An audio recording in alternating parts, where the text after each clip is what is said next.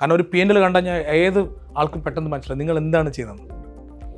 Value addition എന്താണ്, what is your value addition, where you contribute, എന്താണ് നിങ്ങൾ മാർക്കറ്റിൽ കോൺട്രിബ്യൂട്ട് ചെയ്യുന്നത്. കാരണം ഇത് ഈസിലി റീപ്ലേസബിൾ ആണ്, ആർക്കും ചെയ്യാൻ പറ്റും. നിങ്ങൾ മാത്രം ചെയ്യണമെന്നോ, ഒരാൾക്കും ചെയ്യാൻ പറ്റും. ചിലപ്പോൾ മേബി നിങ്ങളുടെ 100 കസ്റ്റമർ ഉണ്ടായിരിക്കും, അതാണ് നിങ്ങളുടെ വാല്യൂ. നിങ്ങൾ പറയും ഇത് വിൽക്കുന്ന എൻ്റെ കയ്യിൽ ഒരു 100 കസ്റ്റമർ ഉണ്ടെന്ന്. ആ 100 കസ്റ്റമർക്ക് നിങ്ങളുടെ ബ്രാൻഡിന് എന്തെങ്കിലും ലോയൽറ്റി ഉണ്ടാവോ? നോ അല്ലേ? ആ 100 കസ്റ്റമർക്ക് നിങ്ങൾ പ്രൈസ് കുറച്ച് സാധനം കൊടുക്കണം. ഞാൻ ചോദിക്കുമ്പോൾ ഇതിനെക്കാട്ടും പൈസ കുറച്ചിട്ട് വേറെ ആൾ കൊടുക്കുകയാണെങ്കിൽ ഇയാൾ വേഗം അവിടത്തേക്ക് ഷിഫ്റ്റ് ആവില്ലേ? സുഖമായിട്ട് ഷിഫ്റ്റ് ആവില്ലേ?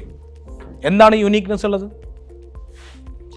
അപ്പോൾ നിങ്ങളുടെ ഒരു കമ്പനിയുടെ വാല്യൂ എന്ന് പറയുമ്പം നിങ്ങൾ ഈ ഒരു കണ്ണിൽ കൂടി നോക്കണം. നമ്മൾ വിചാരിക്കും നമ്മൾ സൂപ്പറാണെന്ന്. Don't mistake me, okay. പക്ഷേ ഇൻവെസ്റ്ററുടെ മുന്നിലോ ഒരു മർച്ചൻറ്റ് ബാങ്കറുടെ മുന്നിലോ ഒരു 10 ചോദ്യം ചോദിക്കുമ്പോൾ മനസ്സിലാവും, ഓ സംതിങ് റോങ്. ആൾ ഓപ്പണായിട്ട് ചോദിക്കും.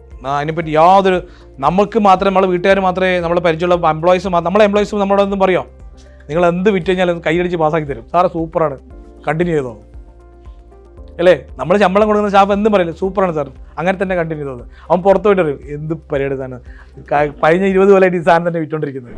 Fintaxman, the mentor your business needs.